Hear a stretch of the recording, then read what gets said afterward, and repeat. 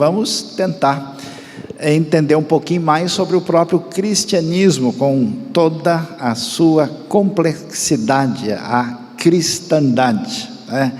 Esse é o interior do Jardim do Túmulo em Jerusalém, uma das alternativas dos lugares possíveis, há duas possibilidades do túmulo vazio de Jesus, falando então sobre o cristianismo e tentando entender a história, porque às vezes tem gente que tem opinião muito forte, mas às vezes é só a opinião que é forte, o conhecimento é fraco, né? Então a ideia, a gente entender por que os diversos grupos da cristandade pensam do jeito que pensam e qual que é a maneira de pensar sobre várias coisas ligadas à fé.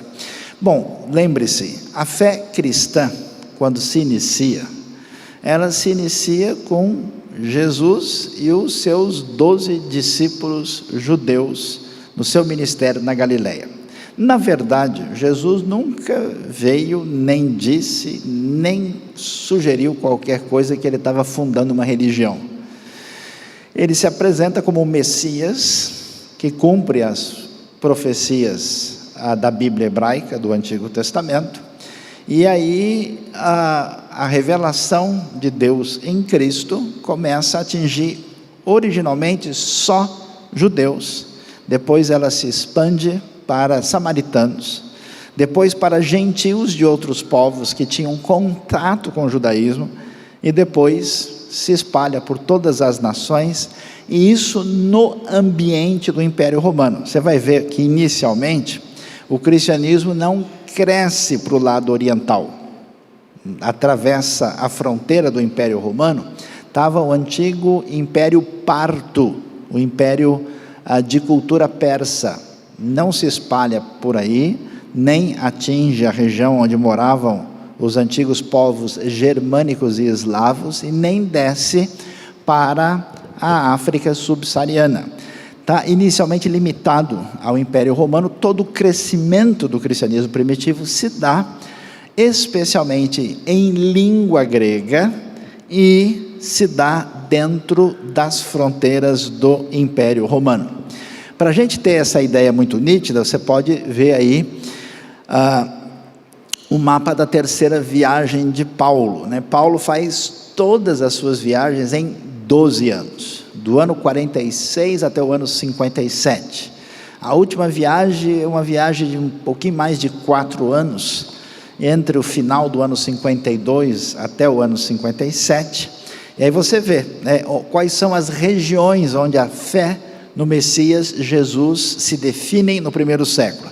A região da terra de Israel, chegando à Fenícia, a região da Síria, a região de diversas províncias na Anatólia, hoje atual Turquia, especialmente a Ásia Menor, Macedônia, norte da Grécia, e Acaia, sul da Grécia, chegando também a Creta, a Malta e as terras da Itália, e finalmente a grande capital do império, que era a cidade de Roma.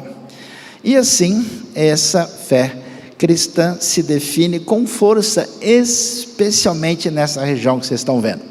Cidade de Éfeso, cidade principal do trabalho missionário do apóstolo Paulo.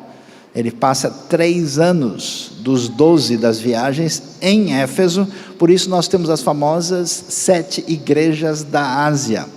Esse cristianismo primitivo, portanto, se desenvolve e começa a atingir muita gente que não tinha nada a ver com o contexto judaico. Eram pagãos, gentios, adoradores dos cultos de mistério, que existia na Ásia Menor, adoradores de deuses egípcios, de deuses locais, a famosa Ártemis dos Efésios, dos deuses greco-romanos, do próprio imperador. Esse pessoal começa a receber o evangelho e crer. Agora dá uma olhada, essa fé cristã, que na sua maioria tem como seguidores escravos, gente simples, pouca gente de expressão recebe o evangelho no começo, né? Um primeiro que recebe, que tem uma expressão maior, é o famoso procônsul Sérgio Paulo, que a gente encontra na ilha de Chipre, conforme o relato que temos ali na viagem missionária de Paulo, Atos 13 e 14. Mas olha só, onde você tem essas áreas esverdeadas do mapa, aquela região da Ásia Menor e Ponto, aí você já tem, até o ano 300, que a gente pode chamar de uma maioria cristã. Depois, nessa área que está mais roxa, você tem uma minoria cristã expressiva. Grande parte de toda a região aí da Anatólia, incluindo o Egito, a Síria, Chipre, a própria região da Judéia, Grécia, sul da Itália e até as terras que envolvem o sul da França e a parte oriental também da Espanha e norte da África e Egito. Todas essas áreas já tem uma minoria cristã muito expressiva e o evangelho continua crescendo com força, e as outras áreas têm poucos cristãos, mas já tem. Então essa área que está um amarelo alaranjado aí, já tem presença cristã, e isso num crescimento de mais ou menos 2 séculos e meio, 2 séculos e pouco. Como é que a coisa acontece, né? O cristianismo continuou sendo perseguido pelo Império Romano. Por quê? Porque há uma rivalidade em termos de lealdade e obediência. O Império Romano, concentrando o poder e entendendo que a religião era uma maneira de dominar as pessoas, não queria concorrente. E quando o pessoal diz que Jesus é um rei, dizem que a sua lealdade é maior. Se você pega Apocalipse, diz que o reino do mundo passou a ser do Senhor e do seu Cristo. Os romanos ouviam isso e falaram: não, esse negócio está meio estranho. Esse pessoal quer aprontar para cima da gente, ainda mais que é um bando de gente meio simples, tem muito escravo, gente que não tem nada a ver. Eles não querem confusão, e sabiam que essa história estranha de cristianismo tinha vindo da terra de Israel, onde estavam os judeus, que já era um problema para eles, porque os judeus não aceitavam os seus deuses, desprezavam uma série de coisas dos romanos. Então isso continua difícil, 2, 3 séculos de muita intolerância, até que o imperador Constantino, no ano 325, se converte à fé cristã. Alguns dizem que a sua conversão é autêntica, outros dizem que ele teve uma experiência e uma parte disso é autêntica, outra parte não. Outros entendem que ele viu que não tinha jeito, que o império de fato estava sendo, vamos dizer, cada vez mais influenciado pela fé cristã, então ele adotou uma posição cristã por razão mais política, mas é possível mesmo que ele tenha tido uma experiência impactante.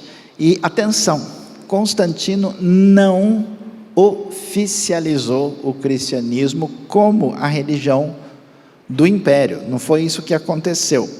O cristianismo passou a ser uma religião permitida. Na verdade, o famoso Edito de Milão, no ano 313, fez com que o cristianismo saísse da condição de religião ilegal. Até então ele era chamado de religio illicita, era oficialmente proibido ser cristão. Por isso a pessoa era perseguida, era um inimigo do Estado, como acontece em algumas regiões do mundo ainda hoje.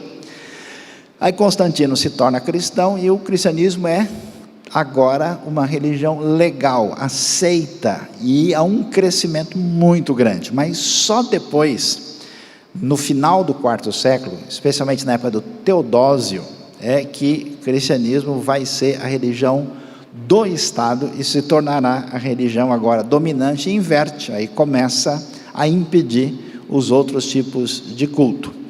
Nesse período é importante o quê? Porque os escritos do Novo Testamento estavam espalhados, as igrejas já tinham entendido que era referência de fé, aí eles começam a estudar isso para definir qual que é a essência da doutrina dos seguidores de Jesus. E aí eles vão chegar a 2 conclusões que se tornaram referência para toda a cristandade durante 2 concílios extremamente importantes, que foi o concílio de Niceia, que aconteceu no ano 325. Niceia era uma localidade perto da antiga Constantinopla, aí pertinho da atual Istambul, e um outro concílio desculpa, Calcedônia, pertinho de Istambul, e Nicaea é um pouquinho mais longe, é num lugar chamado Iznik hoje. E em 451 acontece o concílio de Calcedônia. E por quê? Porque precisava se entender o que esses seguidores de Jesus entendem por Deus e o que eles entendem exatamente quem é Jesus. Isso é importante porque todos os cristãos de praticamente todas as comunidades do mundo, incluindo católicos, ortodoxos, evangélicos, protestantes, têm uma compreensão igual nessas questões que envolvem essas definições. Por causa do dia da ressurreição, o cristianismo então adotou o domingo como dia de descanso, seguindo um princípio sabático da Bíblia, mas ao mesmo tempo celebrando a ressurreição. E o que foi entendido de um estudo mais aprofundado do Novo Testamento? É que o Novo Testamento fala que Deus Pai é Deus, fala que o Espírito Santo é Deus. Lembra lá em Atos 5, né? Vocês não mentiram aos homens, mas a Deus.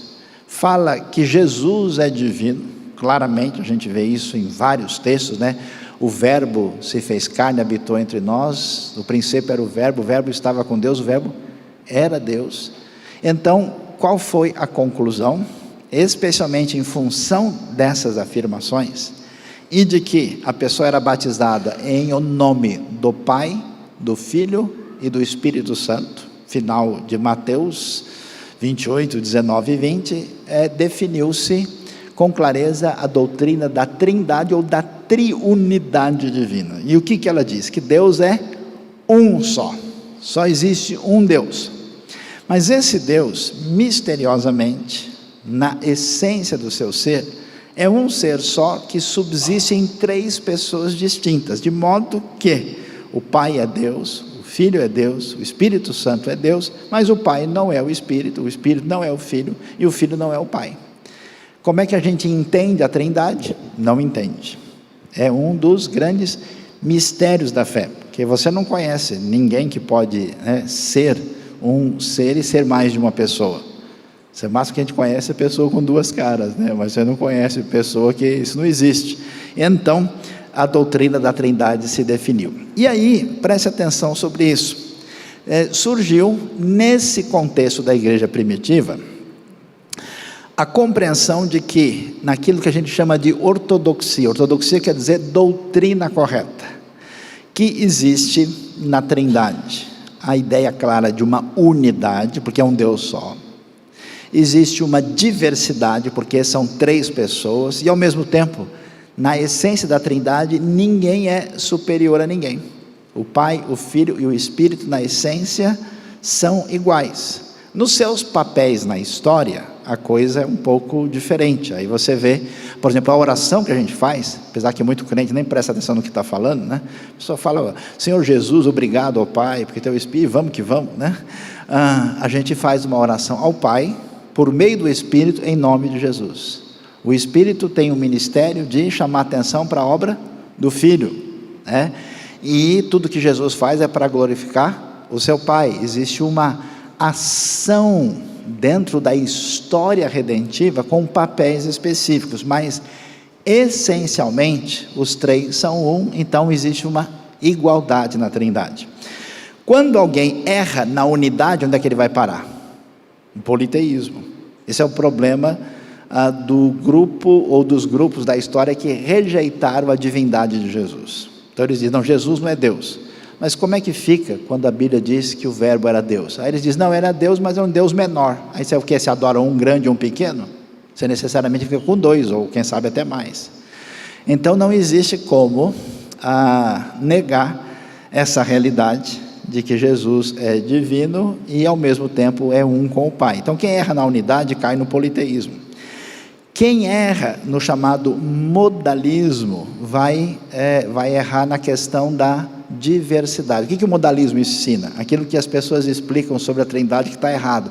Não, a Trindade é assim, igual a água, porque tem o gasoso, tem o líquido e tem o gelo. Assim como cada um aparece de uma forma, Deus também tem vários modos de ser. Então, uma hora ele aparece como Pai, depois ele vira o Filho, depois ele vira o Espírito Santo, né?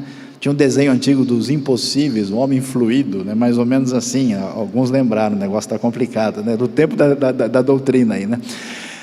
O sentido dessa comparação está equivocado. Não é que um é uma forma diferente de ser do outro, não. O Pai é o Pai, o Filho é o Filho, o Espírito é o Espírito. Nenhuma ilustração é perfeita. É igual o ovo, que tem casca, gema e clara, também não.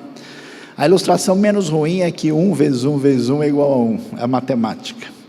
E quem erra na igualdade corre o risco de entrar no subordinacionismo, dizer, não, olha, é o Espírito que manda, é só o Filho que manda, é só o Pai que manda, e tenta estabelecer uma hierarquia inadequada. Por isso esse assunto é tão importante. Não só o início da fé cristã se preocupou com a questão da triunidade ou trindade, para tentar entender quem é o Deus revelado nas Escrituras, mas também de entender quem é Cristo. E aí, qual é a questão? A igreja primitiva logo descobriu com bastante clareza que Jesus era ao mesmo tempo divino e ao mesmo tempo humano. E isso é muito importante. Por quê? Porque se a gente diz que Jesus não é divino, então a morte dele é a morte de qualquer pessoa, de qualquer profeta. É impossível que a morte de um homem comum, de fato, possa perdoar os seus pecados. Se Jesus é apenas um profeta a mais, como alguns sugerem, então é muito difícil confiar que a sua morte vai ter efeito de salvação, a não ser por ele mesmo. E se Jesus não é humano, quer dizer que ele é um fantasma, quer dizer que tudo que aconteceu na cruz, todo o sofrimento, morte e ressurreição, foi um teatro.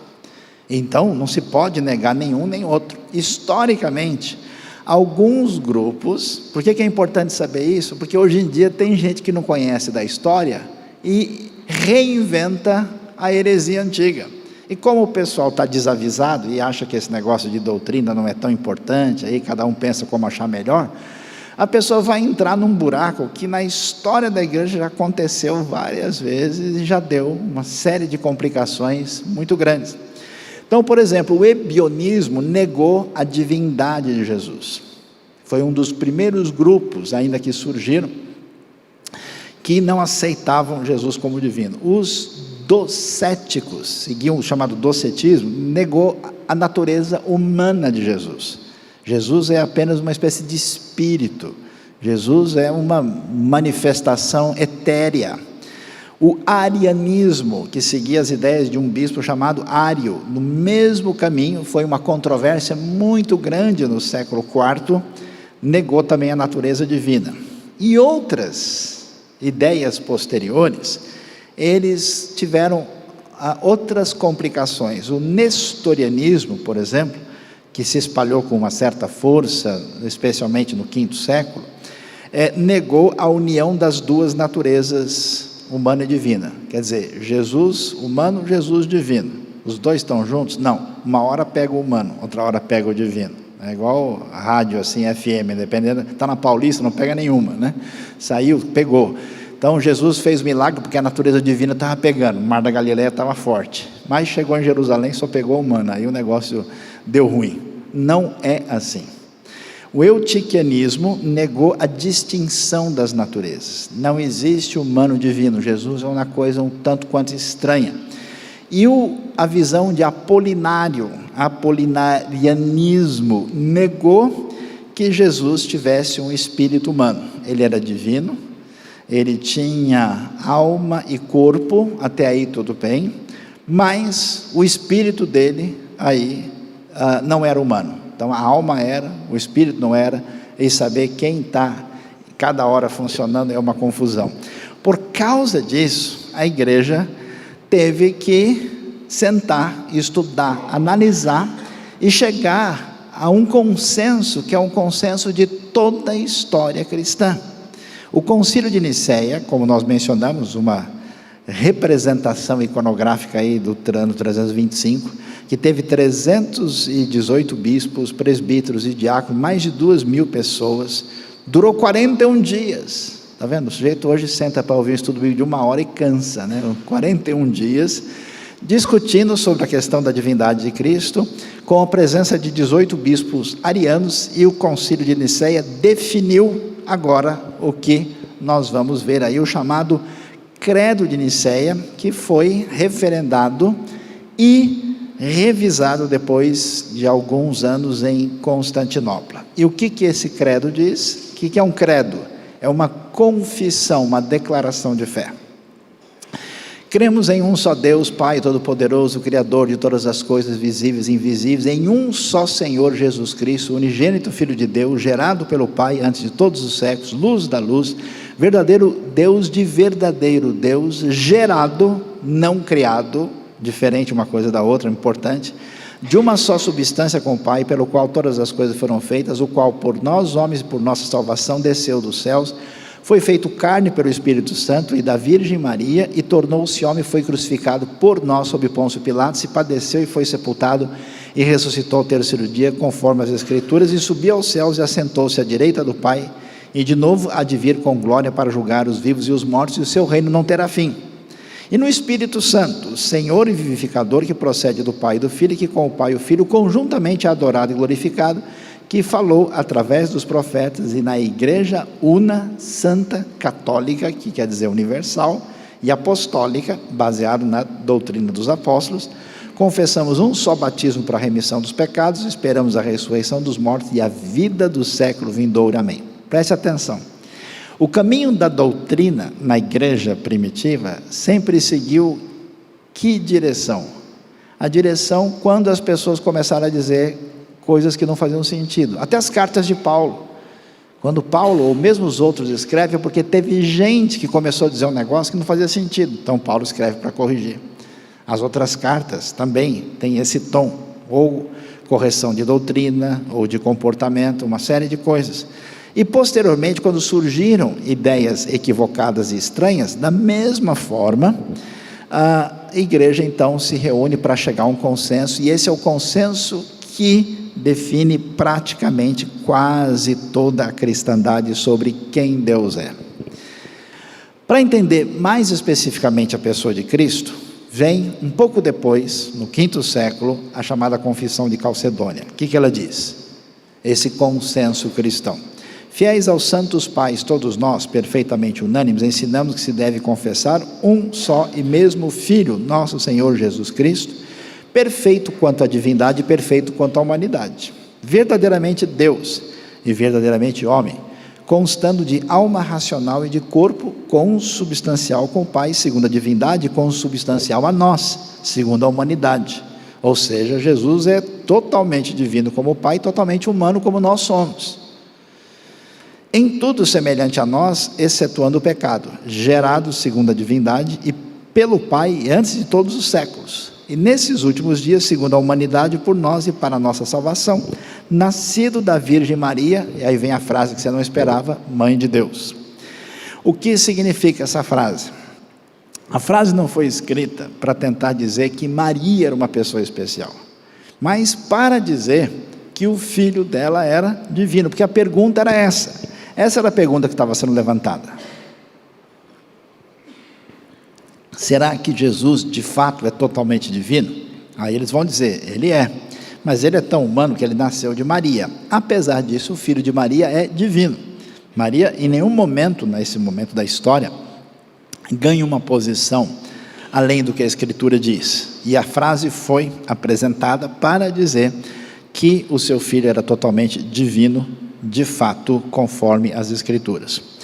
Um e só mesmo Cristo, Filho, Senhor unigênito, que se deve confessar em duas naturezas, inconfundíveis, imutáveis, indivisíveis, inseparáveis. A distinção de natureza de modo algum é anulada pela união, antes é preservada a propriedade de cada natureza, concorrendo para formar uma só pessoa e em uma subsistência, não separada nem dividida em duas pessoas, mas um só e o mesmo Filho, o unigênito Verbo de Deus, Senhor Jesus Cristo, conforme os profetas desde o princípio acerca dele testemunharam, e o mesmo Senhor Jesus nos ensinou, e o credo dos santos pais nos transmitiu.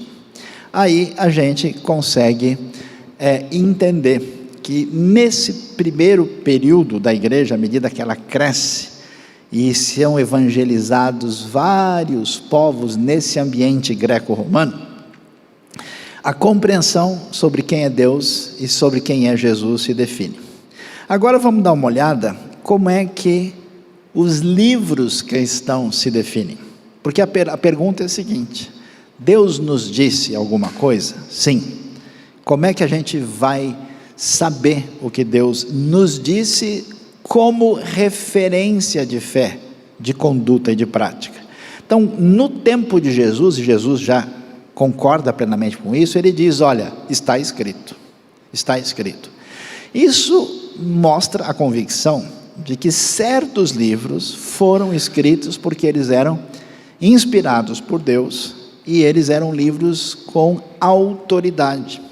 Nenhuma pessoa, em nenhuma circunstância, nenhuma instituição pode, pelo seu poder político ou de ensino, ou por qualquer via mística, chegar a dizer: olha, eu tenho um outro livro que tem a mesma autoridade. Quando a gente lê o Novo Testamento, já descobre, Lucas diz, né, tudo aquilo que estava escrito na lei, nos profetas e nos salmos. Os salmos abriam a terceira parte da Bíblia hebraica, chamada Ketuvim. É o Antigo Testamento como a gente conhece. E quando o Novo Testamento começa a ser produzido, veja, o último apóstolo é João, que escreveu o Apocalipse. Ele morre no ano 101, bem velhinho. Depois do exílio na ilha de Patmos, ele é solto, vive mais um pouco e vai falecer. Quando a gente tem mais ou menos no ano 145, teve um sujeito meio estranho chamado Marcion. Ele tentou juntar uns livros para dizer: esses livros aqui são a referência, mas com uma ideia de rejeição total do Antigo Testamento.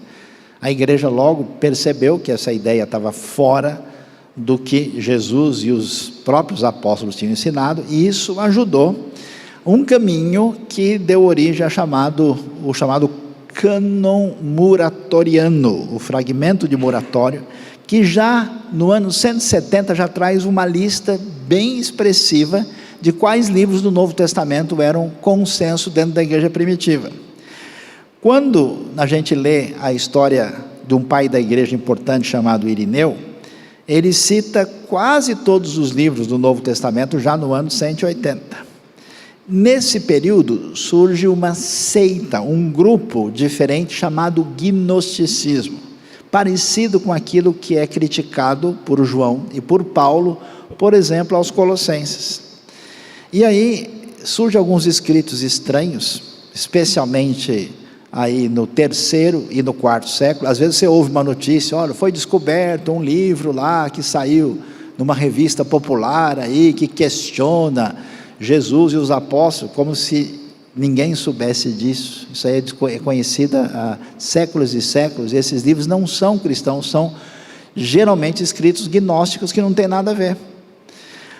E aí a gente tem no ano 367, na época, na verdade, de Atanásio, o 367, os 27 livros do Novo Testamento, e o 3º concílio de Cartago, já no ano 397, traz uma lista completa dos 27 livros que nós temos, fechando o que a gente chama de cânon neotestamentário. O cânon do Novo Testamento nunca se definiu como uma dúvida importante na história da fé cristã. É o mesmo Novo Testamento que católicos, ortodoxos, protestantes, evangélicos, todos têm, é uma referência só. E a fé cristã vai se espalhando, vai embora, e depois de atingir esse Império Romano, e você vai se lembrar, esse Império Romano do Ocidente é destruído pelas invasões dos bárbaros germânicos, aí no 5º século, 476 é a queda de Roma, e aí a partir então do 6º século começam missões da igreja cristã para alcançar povos não alcançados. Você pode imaginar uma coisa dessa? Que nesse momento da história, os antepassados dos alemães, dos ingleses, dos holandeses, dos escandinavos, são todos pagãos, eles nem conhecem ainda o evangelho. E aí as missões que vão atingir a Germânia, né, o papel importante de um homem chamado Bonifácio, né, o famoso Patrício, que vai evangelizar os irlandeses, também os habitantes da região da Inglaterra, e os celtas também são evangelizados, aí, especialmente entre os séculos VI e VIII. E assim, pouco tempo depois, a gente tem a evangelização dos povos eslavos da Europa Oriental. Metade vai por missões católicas e depois metade por missões ortodoxas, já que a igreja nesse período se divide em dois, que é a igreja no ano 1054, com a divisão entre católicos e ortodoxos. E depois, só por volta do ano 1000 em diante, é que os escandinavos vão ser evangelizados. Então, a Escandinávia tem 500 e poucos anos de fé cristã. Vamos dar uma olhadinha na história, como é que essa coisa aconteceu? Lá os textos do Novo Testamento, o Evangelho, a partir do ano 500, cresce um caminho na igreja que se afasta do entendimento da Bíblia. A ideia era concentrar no ensino dogmático da igreja, e em vez de entender a Bíblia do jeito que ela está escrita, o pessoal caminhou na direção de uma coisa chamada alegoria. O que é alegoria? Você lê um texto e, entre aspas, entende ele espiritualmente. Não entende o que está escrito, entende um negócio que a pessoa aplica de maneira indevida. Foi nesse caminho, o pessoal falava, Jesus chegou em Jerusalém. O que é Jerusalém? Jerusalém é o céu, Jerusalém é o caminho da virtude, Jerusalém é a prática da caridade, Jerusalém é Jerusalém. Ó, que grande mistério, né? E então, eles foram nesse caminho. E no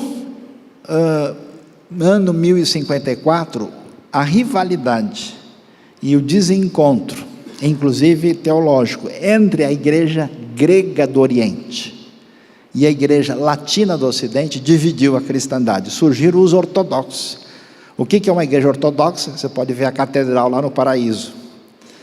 É um tipo de cristandade diferente do catolicismo em alguns aspectos, e separado já há cerca de 1000 anos. Então, os ortodoxos vão ter a sua nova Roma, que é Constantinopla, rejeita a autoridade papal, e o ambiente europeu é dividido.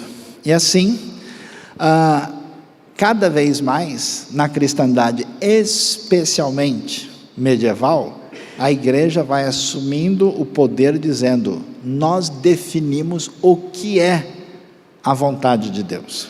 Aquela expressão, né, latina famosa aqui, extra ecclesia nullum salus, fora da igreja não há salvação.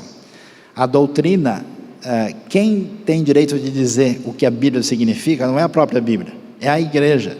Então a interpretação da Bíblia cai cada vez mais na centralização da igreja, e aí, nesse momento, dentro do próprio catolicismo, conhecendo e estudando a Bíblia, um grupo de pessoas disseram, não, peraí, não é possível que seja assim. O cristianismo primitivo está muito diferente do que nós nos tornamos hoje na Europa do século 13, 14, 15, 16. Quando a gente pensa em reforma protestante, não foi que aconteceu a reforma de Lutero.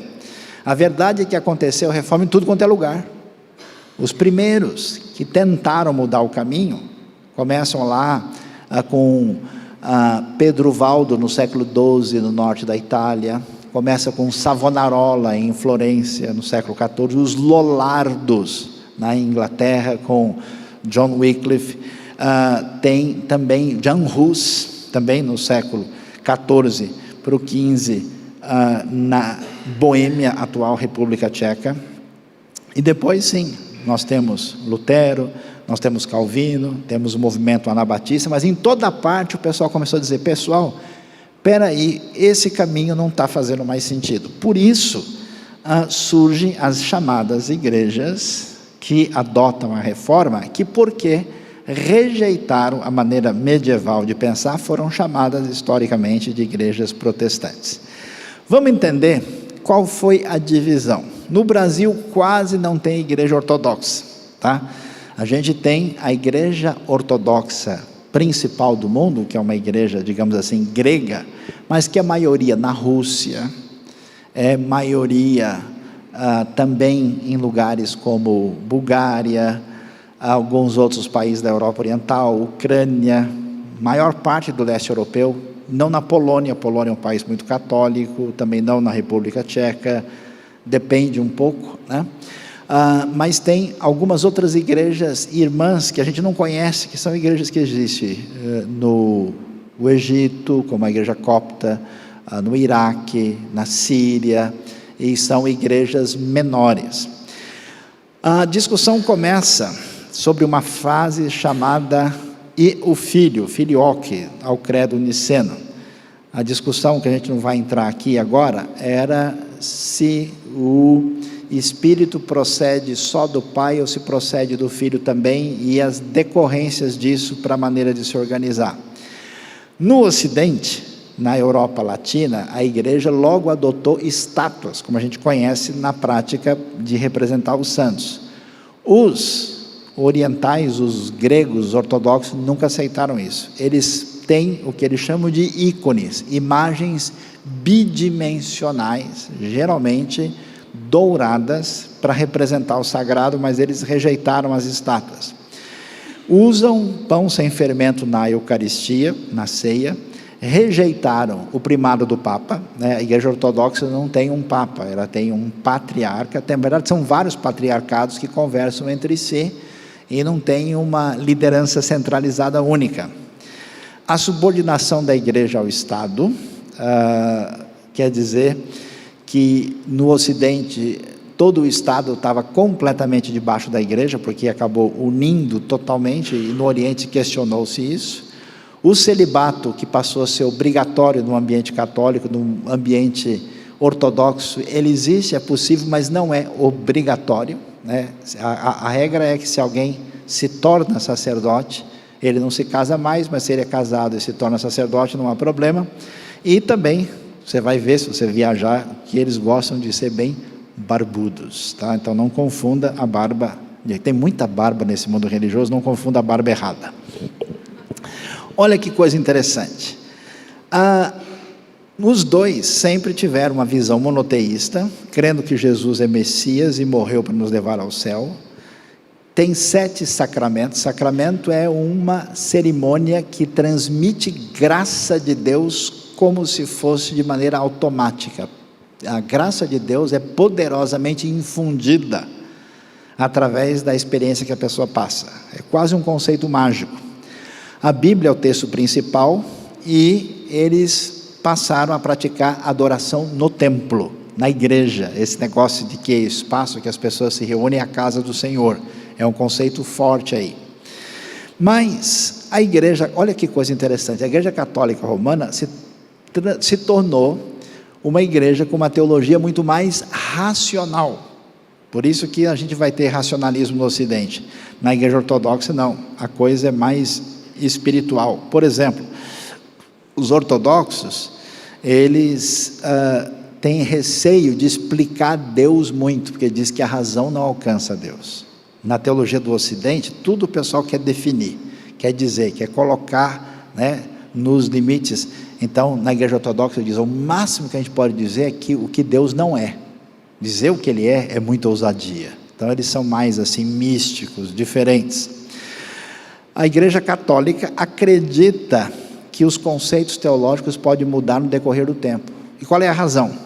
A razão é que a autoridade está na igreja. Como a autoridade está na igreja, o que a igreja decidir está decidido. A igreja pode até dizer o que a gente põe na Bíblia e o que a gente tira. Com quem está a autoridade? A igreja tem opiniões diferentes através da história, mas como a decisão é da igreja, não se discute isso. A igreja ortodoxa tem doutrinas mais definidas que não mudam com o tempo. Deus é o Pai Supremo, estando Jesus e o Espírito abaixo dele. Então a ideia de dominação maior do Pai é forte na ortodoxia e na tradição ocidental não. Interessante que na tradição católica e protestante a coisa mais importante que existe é a salvação, que é o foco, é buscar a salvação que vem de Deus. No mundo ortodoxo não é. A coisa que eles acham mais importante é a deificação. Em que sentido? Que o fiel deve buscar na vida um desejo maior de ser mais parecido com Deus. Por isso que tem tantos monastérios, tem tanta coisa voltada para essa espiritualidade pessoal acentuada. Todos os bispos são iguais na ortodoxia e não há uma cabeça da igreja. No ambiente católico, a igreja é dirigida pelo Papa, que teologicamente é infalível. Uma vez que o Papa diga escreva uma bula, ele emita com os cardeais hoje uma encíclica, aquilo ninguém discute. A maior parte dos católicos não conhece essa situação. Os ícones são bidimensionais e as estátuas são tridimensionais. O que acontece?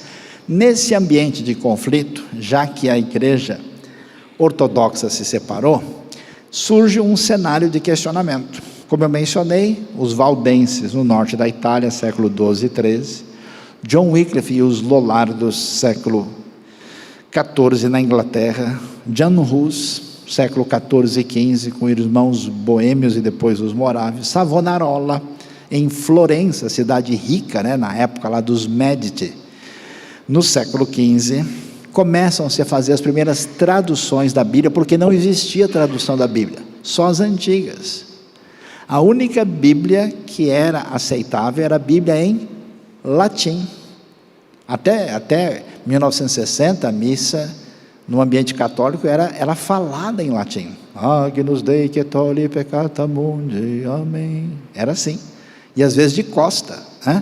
Então, o povo não entendia. Até o que Lutero, quando ele vai escrever as suas teses, o que ele escreve e contra quem ele rebate é em latim, que era a língua culta. O povo comum falava português, espanhol, francês, inglês, alemão, o dialeto local.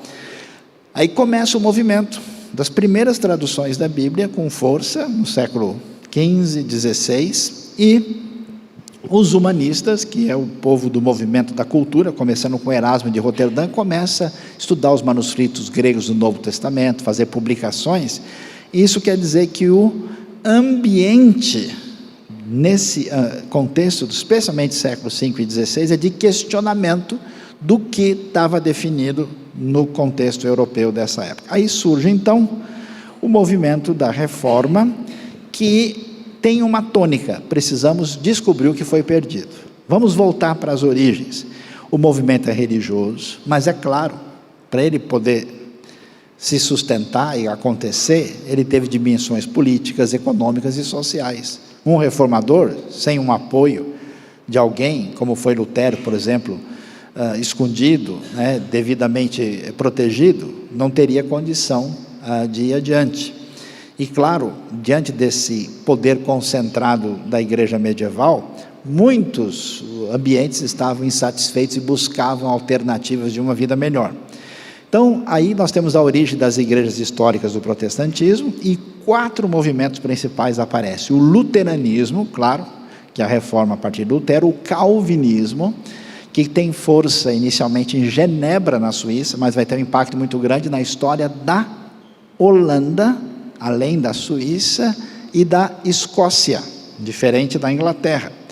Na Inglaterra a gente vai ter o anglicanismo, e na Suíça e na Alemanha e também na Holanda surgem os primeiros movimentos anabatistas, e depois a gente vai ter o movimento batista propriamente dito. O que foi que os reformadores questionaram? As ideias que estavam sendo colocadas a igreja está acima da Bíblia. Os reformadores falaram: não, de jeito nenhum. Como assim? A Bíblia veio antes. Sola Escritura. Não é a igreja que vai dizer como é que a Bíblia deve ser, é a Bíblia que vai dizer como a igreja deve ser. Os livros apócrifos, deuterocanônicos, que foram incluídos e reforçados no século XVI, no Concílio de Trento, os reformadores disseram: não, isso não faz sentido. A história católica, com mudança de opinião através dos séculos, com coisas controvertidas, com a história das cruzadas e mesmo com a Inquisição, levanta a pergunta: será que essa instituição de fato tem a autoridade que diz que tem? O Papa e a infalibilidade papal, isso coloca a palavra do Papa no mesmo nível da Escritura, não é possível. a salvação e a suficiência de Cristo, que no Novo Testamento é clara, mas na tradição católica começou a ser dividida. Para você ser salvo, não é Cristo, precisa da igreja, precisa dos sacramentos, precisa da intercessão dos santos, precisa desse ritual. E aí eles disseram, não pode ser assim. Aquilo que é chamado de veneração, e às vezes na prática popular vira adoração, de Maria, dos santos e das imagens. Os reformadores disseram, peraí, isso está muito diferente do início. Os 7 sacramentos da igreja, que você sabe que na Eucaristia, se acredita que a hóstia vira corpo de Cristo de verdade.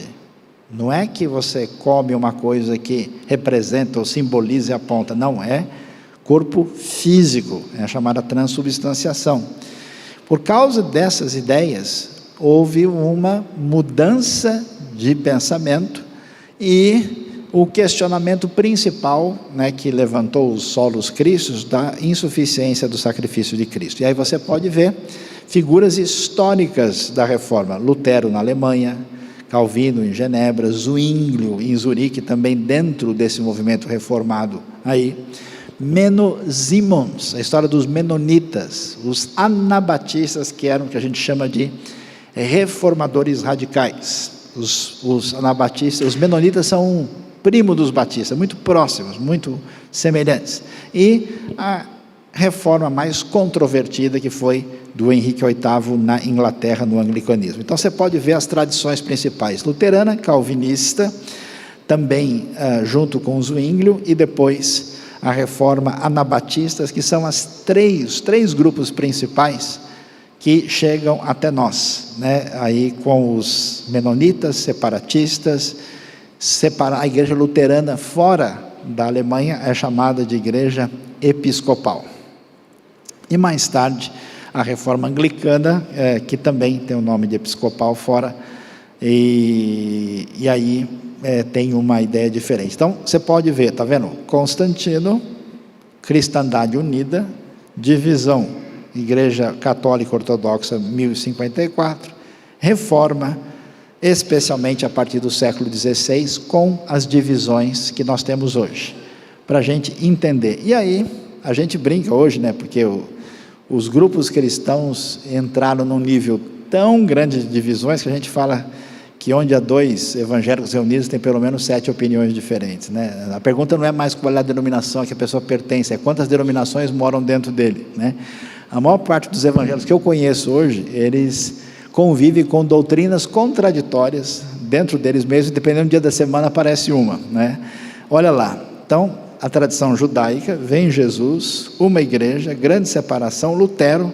e aí você tem, do mundo mais antigo, a igreja armênia, copta, o ortodoxo oriental, catolicismo, os diversos grupos radicais da reforma, como luteritas, menonitas, os irmãos, e aí todos os principais grupos que envolvem a dimensão protestante ou evangélica. Vamos entender um pouquinho mais de perto.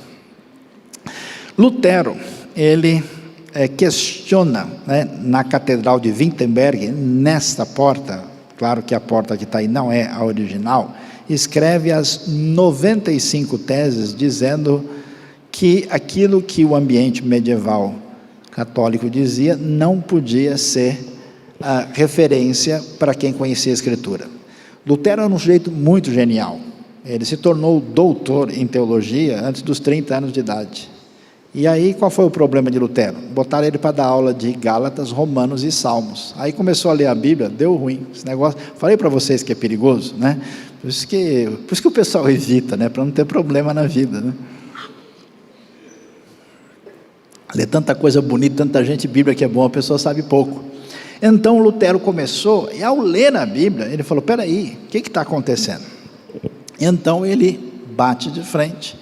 Ele é chamado pelo dono do mundo, Carlos V, rei de Espanha, dono da Espanha, de todas as colônias das Américas e fora das Américas. O também imperador do Sacro Império Romano Germânico. O que sobrou do grande Império Romano, ele era o chefão. Ele chegou em 1521, Na famosa reunião especial em Worms, que é chamado dieta de Worms, o pessoal fica assustado, nossa, o pessoal só comia minhoca, né? Era dieta de Worms. Não, né? Eles se reúnem e ele fala para Lutero voltar atrás, para que ele não tenha problemas. E Lutero responde, Hier stehe ich kann nicht andermals. Aqui estou eu e eu não posso retroceder, a não ser que eu seja única e exclusivamente provado pelas Escrituras que eu estou errado. Coragem de um sujeito desse enfrentar o poderoso, o dono do mundo e falar, é assim e ponto final, de fato está faltando Lutero nos nossos dias. Veja lá, princípios da reforma, somente a Escritura, somente a graça, somente a fé, somente Cristo, somente glória para Deus. Isso parece repetição, mas nesse tempo não. O jeito de pensar medieval, a glória era humana, baseado no poder da razão. E a ideia extremamente importante, que muito crente não entendeu até hoje, por isso que eles acham que sempre tem um ungidão do Senhor, por meio do qual eles vão chegar mais perto de Deus, chama-se sacerdócio universal dos crentes. Toda pessoa tem acesso direto a Deus através de Cristo Jesus. A reforma também acontece na Suíça, em Zurique, a dimensão reformada muito próxima do Calvino, acontece através do Ulrico Zwinglio, no final do século XV, mais começo do século XVI, e em Genebra, Calvino, que originalmente é francês, se refugia em Genebra, porque vocês sabem que houve uma matança, uma perseguição muito forte do protestantismo francês, inclusive o início desse protestantismo desembarcou no Brasil, na invasão francesa, no Rio de Janeiro, do lado do Santos Dumont, em março de 1555, e Calvino dá início à reforma em Genebra, e aí você dá uma olhada como é que a coisa ficou, em pouco tempo, aí um mapa do século XVI, XVII, a parte que está laranja já é uma parte predominantemente protestante. A outra região é católica, essa parte que está meio roxa, região onde o catolicismo recuperou, e aí vem a história triste, que a gente às vezes não escuta do lado protestante, que infelizmente, como essa batalha não era só uma batalha religiosa, mas também envolvia questões políticas e econômicas, houve uma série de guerras, inclusive lá no ambiente alemão, houve a famosa Guerra dos 30 anos, que terminou com a Paz de Westfália, e que foi uma mortandade em nome do Evangelho, quer seja do lado católico ou protestante. E isso ajudou a semear um ambiente de muito questionamento no ambiente europeu, por isso que às vezes a gente ouve falar, mas a Europa não está interessada em religião, porque por causa dessas coisas, de outros movimentos complicados, como o colonialismo e outras coisas mais, isso de fato trouxe uma situação complicada nesse ambiente religioso. Então, a gente vai ver o que acontece na sequência da história. A reforma suíça, que começa um pouquinho depois da luterana, com Zwinglio e Calvino, ela se expande com bastante força na Europa. Ela tem muita organização e uma sistematização teológica muito definida, com catecismo, com confissão. Essa é a reforma calvinista. Então veja que a gente tem uma doutrina básica sobre Deus e Cristo que vem lá de trás. Outros aspectos da teologia que a gente conhece é escrito e desenvolvido nessa época. E aí se escreveram sobre doutrinas, governo de igreja, normas para o culto, como é que a gente lida com a política, com a sociedade. E a famosa confissão de fé de Westminster é a principal confissão que tem essa expressão de pensamento calvinista. E o que eles enfatizaram mais? Vindo dessa divisão daquilo que envolvia o catolicismo medieval, a ênfase foi na soberania de Deus, na predestinação, no monergismo. O que é monergismo? É que na ação entre Deus e o homem tem uma força só, que é a divina agindo. Os dois pactos, chamados das obras e da graça, A importância da lei de Deus, o governo representativo na igreja, presbíteros e diáconos, e aquilo que definia como deveria ser o culto, o chamado princípio regulador. Toda a igreja reformada ou presbiteriana é a igreja que funciona nesse sistema. Por isso, em Genebra tem os famosos 4 reformadores, numa grande praça: Calvino, Farel, Beza e o escocês John Knox, que se refugiaram e ajudaram a moldar a tradição reformada. E aí vem a questão: os reformados, até numa oposição ao jeito aristotélico de pensar no catolicismo, eles começaram a enfatizar muito o fato de que quem faz tudo é Deus e não é o ser humano. Aí eles definiram o que é chamado de tulip, a tulipa. A sigla ficou famosa a partir da língua inglesa, mas o que eles disseram? Eles dizem o seguinte: primeiro, que o ser humano não é que ele é caído, não é que ele é fraco, não é que ele é mau, ele é horrorível, mistura de horroroso com horrível. Ele não tem nada que preste.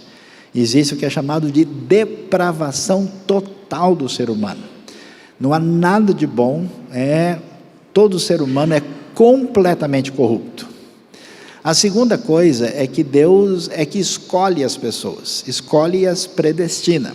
E a pergunta é: com base em quê? Resposta: em nada. Deus não tem razão para escolher ninguém, Ele escolhe a partir da sua decisão soberana. E essa eleição, portanto, ela é incondicional, ela não tem qualquer participação humana. A terceira ideia, é isso que assusta um pouquinho mais os não calvinistas, que eles vão ouvir isso, e talvez você vai se assustar agora, é a ideia de que a expiação, a obra de Cristo, não foi em favor de toda a humanidade. A expiação foi feita somente pelos eleitos, somente por aqueles que serão salvos. Por quê? Porque a ideia é que Cristo não poderia morrer em vão. Se Ele morreu por alguém, aquela pessoa tem que ser salva, senão o seu sacrifício não é eficaz. Portanto, a expiação limitada quer dizer que Jesus não morreu por todo o mundo, mas somente pelos eleitos e pelos salvos. Depois, a ideia da graça irresistível, que ninguém pode dizer não ao Evangelho.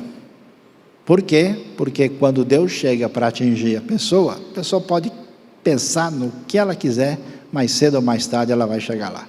Vai ser igual o Jonas, ele quer ir para Tarsis, mas não tem jeito, vai acabar em Nínive. Vai ser igual o Paulo, pode perseguir, uma hora ele vai te pegar. Então, a graça não pode ser resistida. E finalmente, que a pessoa que é salva jamais se perderá, porque uma vez salvo, salvo para sempre, o que é chamado de perseverança dos santos. O que aconteceu? Do outro lado, ainda na Holanda, um outro rapaz chamado Jacó Armínio. Veja que essas coisas tudo do século 16 e 17, no Brasil até hoje o pessoal acha que essa é a última discussão do dia, O Armínio pegou e disse: não, peraí, o pessoal esqueceu de ver a parte humana nessa história. E aí surgiu o que é chamado teologia arminiana, muito comum no ambiente metodista, wesleyano, pentecostal, que diz: não é assim. Primeiro, que não dá para tirar do ser humano a sua liberdade de escolha, e o homem tem livre-arbítrio. Livre-arbítrio quer dizer que, mesmo que Deus ofereça, que queira fazer, Deus respeita a escolha dele. Se ele não quer, a escolha dele é que vai definir, é a gente que decide se quer o Evangelho ou não. A eleição é condicional. Não é, Deus não escolheu incondicionalmente, não. Depende se a pessoa aceita ou não. A expiação não é limitada, ela é universal. Jesus morreu por todo mundo e quem aceitar entra, quem não aceitar não entra. A graça de Deus pode ser rejeitada. Se a pessoa não quer, várias pessoas seguiram a Jesus no Novo Testamento e depois, portanto, essa pessoa pode dizer não para Deus e é possível cair da graça. E aí, Jacó Armínio faz o contraponto enfatizando a liberdade humana. E aí surge isso que até hoje você conhece das discussões, do dia a dia, dos livros, da teologia, dos seminários e da internet principalmente. Tem um estudo interessante que, se você quer analisar, que a gente fez, você pode achar aí no próprio YouTube, como é que lida com essa questão. E aí surgem as tradições diferentes. Mas, em um contexto um pouco diferente, surge a reforma radical. O que é a reforma radical? Falou, pessoal, nada de tirar a poeira da igreja medieval. Esse negócio de dizer que aquilo que no catolicismo romano não é expressamente antibíblico, a gente preserva, não tem condições. A gente não quer saber disso. Os luteranos fizeram isso, a gente não aceita. Esse negócio também de a gente preserva da igreja antiga, aquilo que é bíblico, também não dá. Sabe o que tem que fazer? Derruba tudo e começa do zero. Foi assim que pensaram os anabatistas. Anabatistas tiveram um problema muito sério, porque a questão principal deles, contra todas as igrejas protestantes, é que não podia fazer o quê? Misturar política com religião. Não podia ter igreja estatal. Aí, esse pessoal é visto pelas igrejas estatais, católica ou protestante, como uma ameaça, e eles sofrem muito. São perseguidos, são mortos. Alguns eram realmente meio malucos, fizeram uns negócios muito estranhos. Teve um grupo deles que saiu nu na rua, uma vez, na Holanda, dizendo, nós somos a verdade nua de Deus. Então, o pessoal estava precisando de um pouquinho de orientação. Andreas Karlstadt e Thomas Müntzer. Müntzer fez um negócio muito louco, ele tentou criar uma colônia assim, que esperava o fim do mundo, e virou um negócio confuso na Alemanha, e eles foram perseguidos. Essa rebelião de Münster foi muito complicada, Münster um, Münster é outra. Menno Simons, que é a origem dos menonitas, que surge na Holanda, mais especificamente na antiga Frísia. Felix Manz, que estava em Zurique, e aliás foi morto, afogado pelos protestantes locais, porque eles rejeitavam a ideia de batismo por imersão. E na Áustria surgiu Jakob Rutter, na cidade de Innsbruck. E aí se discute qual a ligação entre os anabatistas e os batistas. Alguns dizem que tem, em termos de afinidade de muita coisa, sim, mas na verdade os batistas, como a gente conhece hoje, têm uma origem um pouco diferente. Eles vão surgir na Inglaterra, os batistas como a gente conhece hoje, vão migrar para a Holanda na época da perseguição, e muitos vão para a América do Norte. Por isso que nos Estados Unidos tem um número tão grande de batistas, e depois se espalham pelo mundo todo. Aí você pode ver vários representantes da chamada reforma radical, conforme a gente mencionou, perseguidos no século XVI. Dá uma olhada num exemplo muito interessante, porque eles são importantes até os dias de hoje, né? Um grupo de religiosos e humanistas reúne-se em torno de Zwingli e Zurique, os irmãos suíços. Aí começa uma discussão, em 1525, sobre batismo infantil. Os primeiros batismos de adultos que eram proibidos por lei. E a primeira congregação anabatista, e eles são chamados de radicais. Um dos exemplos mais significativos são os menonitas. Os menonitas se tornaram um grupo anabatista totalmente pacifista. Recusam o exército, recusam total envolvimento com a sociedade. Eles tiveram muita força na Holanda inicialmente, mas depois tiveram que sair, e um bom grupo deles foi para a Rússia.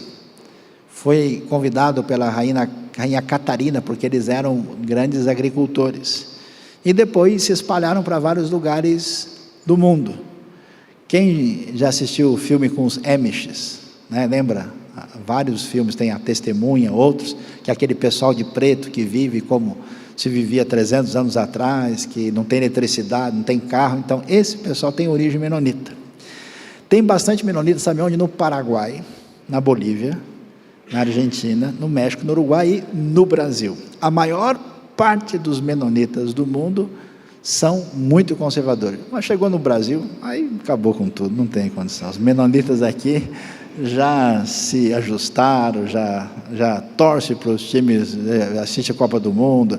Tem uma cidade importante perto de Curitiba, chamada Wittmarsum, né, que é a colônia, eles falam um dialeto do alemão chamado Plattdeutsch, mas a maioria está muito inserida na sociedade. É difícil ter um grupo da moda antiga como você encontra em outros países. Você vai para lugares como Bolívia, Paraguai e até Estados Unidos, você encontra gente do jeito que era há 3 séculos atrás, né? mas eles mantêm princípios dessa tradição, mas com costumes que têm a ver com uma outra realidade. Os anabatistas, portanto, surge uma união fraternal em Schleitheim e aprova uma confissão de fé escrita por um líder chamado Miguel Sattler. Eles sofreram muitas perseguições em diversas partes da Europa, por isso que ou acabam morrendo ou acabam imigrando, indo para outras partes. E aí um grupo extremista cria uma teocracia em Münster, e aí uma batalha, o pessoal vai lá, eles são aniquilados. Em 1536, o Menno Simons torna-se o fundador do movimento menonita, e você vê que é muito próximo da época de Lutero. Lutero é 1517, a coisa acontece meio que na sequência, né? E ele publica um livro importante chamado a obra Fundamento da Doutrina Cristã. E o que os anabatistas ensinavam? O que eles diziam? A ideia é voltar ao ideal da igreja primitiva. Sabe esse negócio de todo mundo ser igual e ter tudo em comum? Aquela coisa de Atos 2, é muito do que havia na cabeça de diversos anabatistas originais. Separação total entre igreja e Estado, o valor da consciência e da decisão. Então o batismo só podia ser de adultos por imersão, pessoas que sabiam o que estavam fazendo, diferente daquele que se tornava cristão por questões familiares. O total afastamento do mundo, já que não havia o que recuperar na sociedade.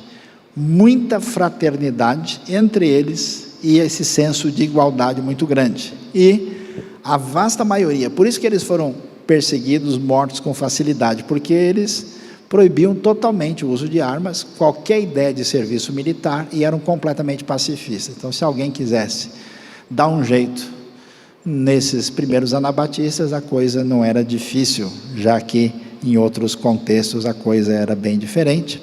E desenvolveram muito vida comunitária em colônias agrícolas. Daí você vê esse ambiente Amish, né? E de outros lugares. Por que eles foram chamados pela rainha para ir para a Rússia? Porque eles eram especialistas em trabalhar na terra. É quase um paralelo com os kibbutz, né, que acontecem na história israelense depois. Então vamos ver o que a gente descobre.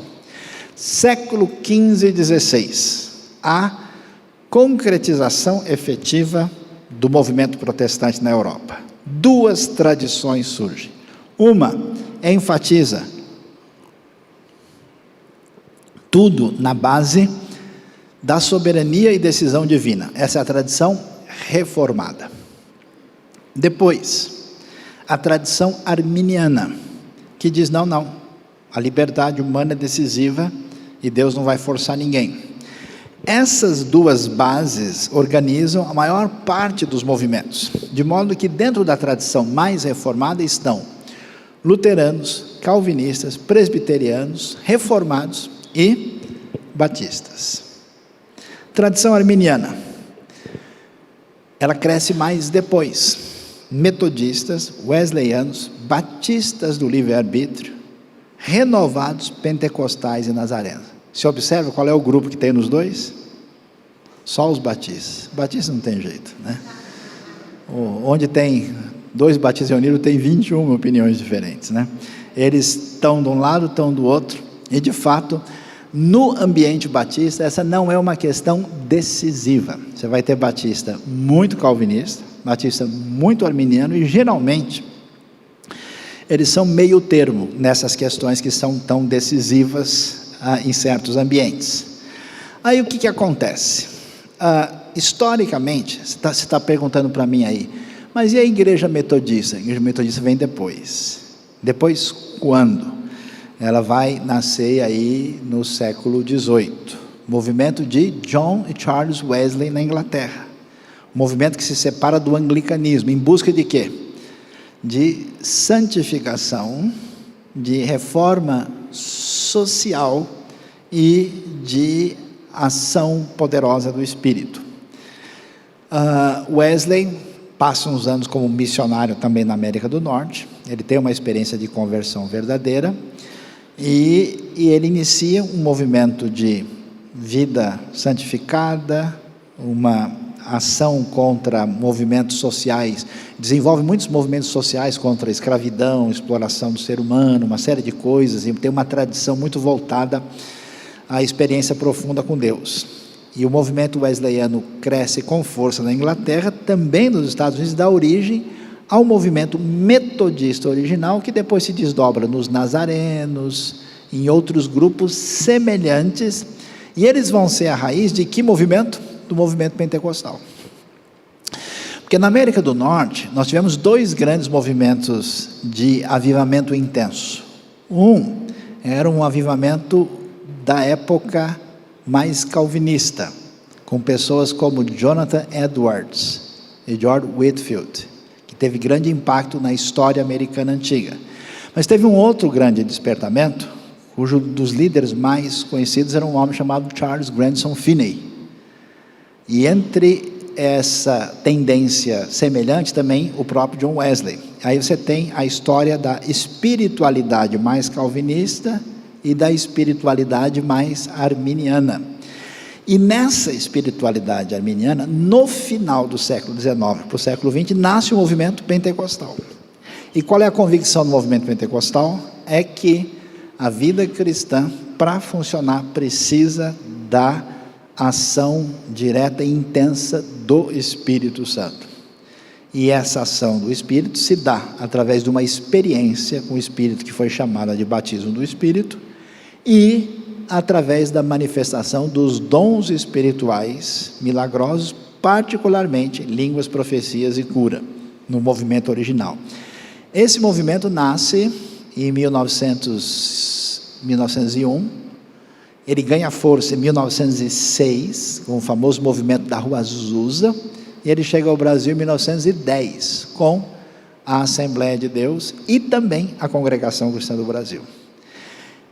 Esses movimentos todos estavam razoavelmente caminhando na sua dimensão de fé, quando vai surgir uma outra tradição causada pela força do iluminismo na Europa, que é a tradição que diz, olha, aquilo que a razão não pode explicar, na experiência religiosa, não tem sentido nenhum. Esse movimento muito racionalista começou a questionar a Bíblia, aí que o pessoal começou a dizer, olha, o que aconteceu na Bíblia não aconteceu, se aconteceu não quer dizer que foi milagre, na verdade isso é uma coisa mais psicológica, aí surge o que a gente chama de tradição liberal. Por isso que você tem a responsabilidade de estudar e de aprender, mas se você não tiver uma base, sair pegando qualquer livro por aí lendo, você não sabe o que você está lendo. É igual pegar na farmácia e pegar o remédio que está na frente e sair tomando. Então você tem hoje coisas publicadas até recentemente em português de autores completamente céticos, quase ateus, e que escreveram, na verdade, sobre temas teológicos, negando tudo que a Bíblia diz. Essa tradição liberal de rejeição dos milagres, da autoridade, da historicidade da Bíblia, ela gerou um movimento de oposição. Não, peraí, esse pessoal está questionando a Bíblia, está falando bobagem, então agora a gente vai para o outro extremo. E isso teve muita força, particularmente no sul dos Estados Unidos, no início do século XX, muito nos anos 20 e 30, que é a tradição chamada fundamentalista. Por que fundamentalista? Porque nós precisamos defender os fundamentos, era essa a ideia. Só que o pessoal passou do ponto. É aquele pessoal que dizia assim, ó, não quero nem saber. O pessoal está questionando se a baleia engoliu Jonas, mas é lógico que engoliu. Aliás, se a Bíblia falar que o Jonas engoliu a baleia, não quero nem saber. Está lá, eu acredito. Não quero nem perguntar como foi, não quero nem discutir, né? É coisa que meio é proibido pensar, e esse movimento foi ficando muitas vezes extremista em certas coisas que até eram tradições religiosas, não exatamente o que a Bíblia dizia. Passado um momento dessa tradição fundamentalista, fortaleceu-se no mundo a tradição carismática, que é a tradição de inspiração pentecostal. Essa tradição diz, ó, chega de brigar com a razão, o negócio é orar, jejuar e o fogo vai cair. Ô glória! Aí o pessoal começou e de fato houve um grande crescimento, uma grande expansão, uma grande evangelização, Muitas coisas positivas da tradição carismática, mas também algumas coisas que a gente viu que trouxe uma série de problemas. Surgiram muitas seitas, grupos estranhos, confusões. Então, a gente vê o problema sempre do desequilíbrio. E o que acontece? Graças a Deus, olha que coisa interessante, isso é recente, hein? Olha que tristeza para a gente. A maior parte dos grupos cristãos, inclusive evangélicos e protestantes, tinha uma atitude grande de desunião. Somente depois, na metade do século XX, só depois dos anos 60, 70, que o pessoal disse, espera aí, tem mais coisa que une a gente do que distingue. Então surgiu o que a gente chama de tradição evangélica, ou evangelical, que trouxe movimentos como o famoso movimento de Lausanne, em 1974 na Suíça, quando uma quantidade grande de igrejas cristãs evangélicas que afirmam a autoridade bíblica estiveram unidas dentro do mesmo propósito, doutrina e missão. E hoje nós estamos num grande desafio, porque hoje nós estamos num mundo pós-moderno, um mundo doido, um mundo das realidades líquidas, o mundo das indefinições. A gente quase que nenhuma pessoa do mundo de hoje tem qualquer situação de estabilidade de qualquer tipo. E aí como é que você trabalha com os valores e o pensamento bíblico num contexto onde as pessoas são completamente voláteis e destituídas desse compromisso com uma referência muito definida? Portanto, o que a gente precisa descobrir no nosso entendimento sobre a questão da cristandade e aquilo que nós cremos e seguimos? Primeiro, é necessário olhar para a história. A teologia fundamental da cristandade vem dos pais da igreja. O evangelho não nasceu na Europa, não começou na Alemanha, na Suíça, na Inglaterra. Jesus não era um pregador reformado, é bom a gente lembrar, Jesus não era um batista, é igual o pessoal às vezes pergunta, mas qual é a igreja que Jesus ia aqui em Israel, pastor Saião? Eu falei, a primeira igreja batista de Jerusalém, com certeza, ele era diácono lá, A base que a gente tem de doutrina é a cristologia, a doutrina de Deus vem lá da igreja antiga, antes de haver protestantismo. Segundo, a doutrina da salvação, que é o quê? A soteriologia, e a doutrina sobre qual é o sentido da Bíblia, a bibliologia, procede de onde? Da Reforma. Lutero e Calvino são os principais teólogos que nos ajudaram a definir com clareza o que a gente entende por salvação, se somente a graça, somente a fé, o que quer dizer a Bíblia, ser palavra de Deus, qual é a autoridade da Bíblia. Isso a Reforma trouxe a mesma confiança que havia inicialmente.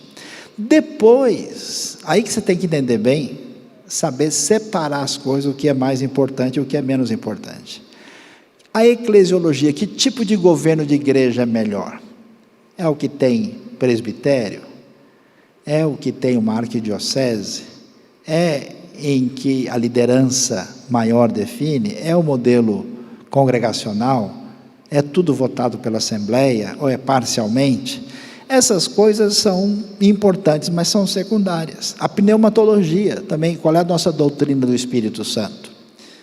O Espírito Santo é uma realidade, é verdade, agora como é que ele atua, qual é o seu papel, como é que a gente faz certas coisas, está num outro perfil.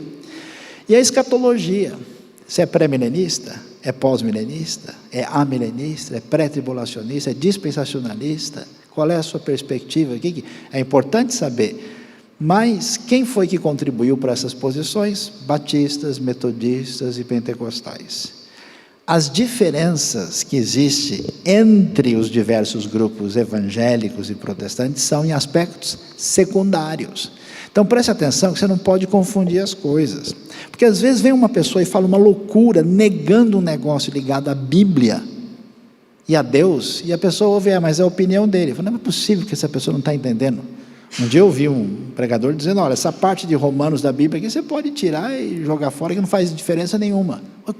Aí o sujeito de igreja ouve, ele pensa assim. Como ele pensa assim? Se você pega a Bíblia e tira o pedaço que você não quer, fica difícil. Agora, se a pessoa acha que a gente deve cultuar de manhã ou à noite, que a gente tem que usar camisa social ou camisa polo, se o óculos deve ser vermelho ou lilás, isso aí é outra coisa, né?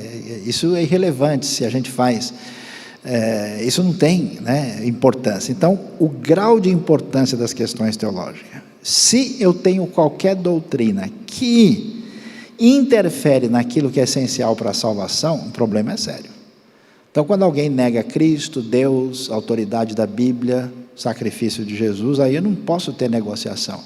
Vamos fazer uma parceria com a Testemunha de Jeová aqui, para a gente estudar junto? Não, não dá, porque uma coisa é uma coisa, outra coisa é outra coisa. Não, mas a gente tem que ser tolerante, mas não tem nada a ver uma coisa com outra. Tolerância tem a ver exatamente com ideias diferentes. Eu estava dando uma palestra num ambiente misto uma vez, e aí chegou um sujeito, ficou bravo, que eu estava falando muito sobre Cristo, ele falou, não pode falar sobre Cristo. Eu falei, desculpa, eu não sabia, não pode? Qual que é a lei? Ele disse, não, você tem que falar sobre Deus, porque sobre Deus todo mundo concorda, em Cristo tem divergência. Eu falei, mas não fomos chamados aqui para um diálogo? Se é um diálogo ou é um monólogo? Se todo mundo for falar a mesma coisa, é só monólogo. Agora, se a gente tem um diálogo, cada um tem que falar uma coisa diferente. Posso falar diferente? Então me diz o que eu devo falar igual a todo mundo. Aí ele ficou perdido, que ele se atrapalhou no próprio raciocínio. Essencial para a doutrina. Tem coisa que não interfere na salvação, mas é complicado. Eu conheci um sujeito, por exemplo, que alguém falou para ele, Jesus está voltando semana que vem. Pronto. Ele vendeu as coisas dele, deu para os outros, arrumou um monte de coisa, tal, e deitou no chão e ficou esperando. E aí a coisa, então quer dizer, tem coisa que não é essencial à salvação, mas doutrinariamente é muito importante. Quando a pessoa erra em questão fundamental, os resultados serão complicados. Tem coisa que é importante, mas não é essencial. Se a pessoa tem uma posição escatológica, ele é antes da tribulação, se ele é meio da tribulação, ou se ele é pré-milenista ou não, isso tem o seu valor, mas não é essencial. E tem coisa que é absolutamente sem importância. Qual era a cor da roupa que Jesus usava? Sei lá. Tem coisa, às vezes eu vejo o pessoal discutindo coisa completamente inútil e que não tem sentido, né? Que tipo de música Deus gosta? Tem que chegar lá em cima e a gente pergunta para ele. Eu acho que ele deve gostar de várias, né? Como a gente mencionou no nosso Teolossalmos aqui, que o Karl Barth achava que os anjos gostavam muito da música de Mozart, né? Aí o outro teólogo falou para ele, eles gostam de Mozart quando eles estão conversando entre eles, quando chega Deus é Bach mesmo, então a gente não sabe, né? E tem coisa que é especulação. Pastor, Adão tinha umbigo, porque como ele foi o homem primeiro a ser formado, ele é o exemplo de todos, ele não nasceu de parto, não cortou, né, cordão umbilical, então será que ele não tinha umbigo, porque ele é o primeiro, ou na hora de terminar, Deus pegou e fez um umbigo para ele ser o padrão de todos? Tem gente discutindo até hoje, tem pessoas viajando na maionese, então, descrevendo que o Éden, a cor da casca da goiaba no Éden era assim, tudo isso é especulação. Então fuja de especulação, como Paulo orienta, né, sobre as discussões inúteis sobre genealogia, coisas sem importância, deixe para lá. Preste atenção naquilo que é importante, que é bom você ter convicção e direção. Não negocie doutrina essencial e não abra mão daquilo que é essencial para a salvação. Tá? Que Deus então nos abençoe, nos ajudando a entender a realidade que envolve aí a diversidade da cristandade, e pelo menos agora a gente tem condição de entender um pouquinho, né, do cenário à nossa volta. Se você gostou dessa mensagem, você foi abençoado por essa mensagem, dá um joinha, inscreva-se no nosso canal e aperte lá o sininho para receber todas as notificações.